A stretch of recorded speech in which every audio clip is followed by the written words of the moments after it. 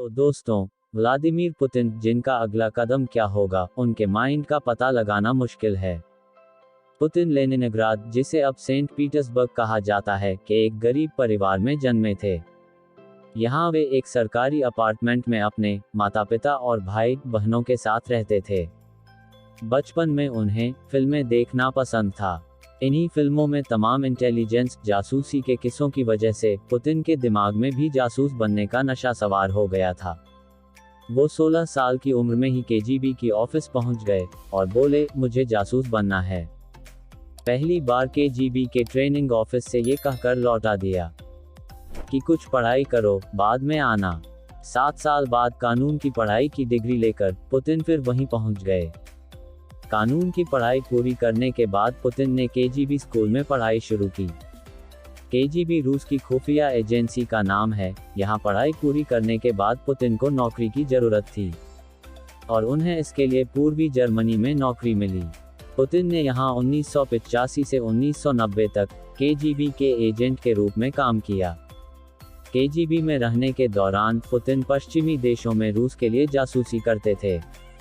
सन 1991 में पुतिन ने केजीबी से इस्तीफा दे दिया, फिर वह सेंट पीटर्सबर्ग वापस आ गए। वह हमेशा पर्दे के पीछे रहते थे, लेकिन फिर एक लो प्रोफाइल नेता के तौर पर वह आगे आए।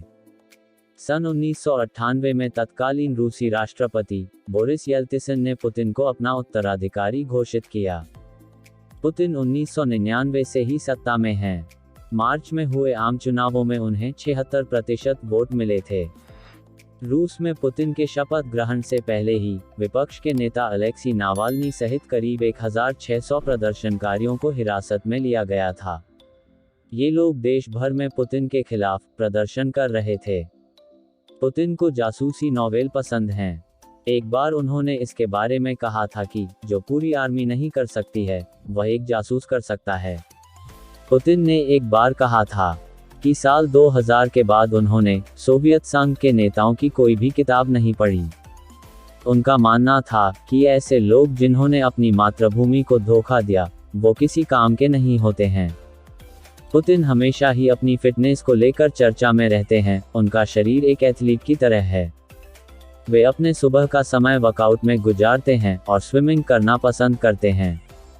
तीसरी बार राष्ट्रपति बनने के लिए उन्होंने एक संवैधानिक खामी का सहारा लिया था और उन्होंने अपने खास सहयोगी दिमित्री मेदवेदेव की मदद ली थी।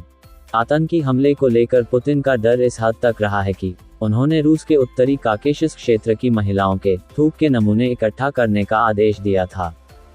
उनका मानना था कि अगर सोची विंटर ओलंपिक्स के दौरान कोई भी महिला आतंकी हमला करती है तो थूक से उसके शव की पहचान की जा सकती है।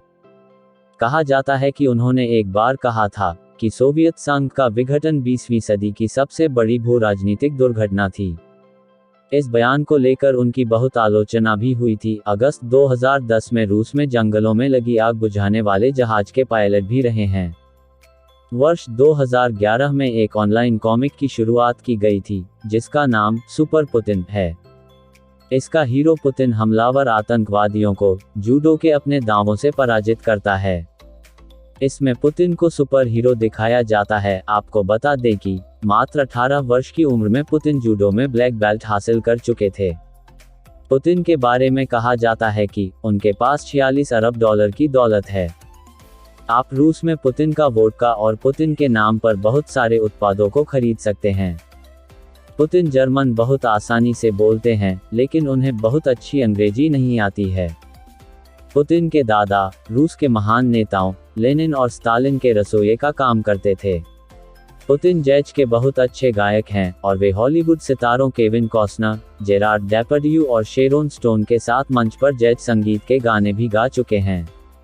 पुतिन के पास कई पालतू कुत्ते हैं और उनके एक कुत्ते को देखकर जर्मनी की चांसलर एंगेला मर्केल डर गई थी। सुरक्षा की दृष्टि से रूसी राष्ट्रपति व्लादिमीर पुतिन के परिवार के सदस्यों की जानकारी आज भी बेहद गोपनीय रखी जाती है।